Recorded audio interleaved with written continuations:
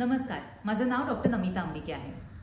आम्हाला बऱ्याच रुग्णांचे असे प्रश्न येतात की मलामध्ये रक्त दिसतंय तर त्याचं नेमकं कारण काय आहे। तर मलामध्ये रक्त दिसणं ह्याची बरीच कारणं असू शकतात।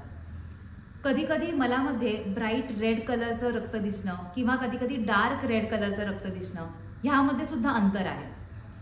तर जेव्हा ब्राईट रेड कलरचं रक्त असतं किंवा मलाला चिकटून एका रेघेत रक्त असतं तेव्हा मोस्टली फिशर्समुळे ते ब्लीडिंग असतं।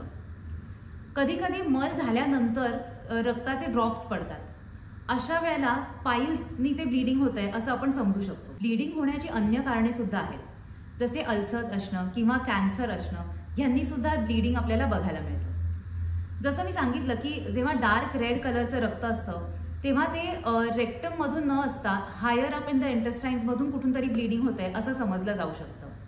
तर जेव्हा तुम्हाला मलामध्ये कुठल्याही स्वरूपाचं ब्लड किंवा रक्त दिसून येईल त्यावेळेला तुम्ही त्वरित डॉक्टरांशी संपर्क साधावा। तुम्हाला जर हीलिंग हँड्स क्लिनिकमध्ये यायचं असेल तर तुम्ही खाली दिलेल्या क्रमांकावरती संपर्क साधू शकता।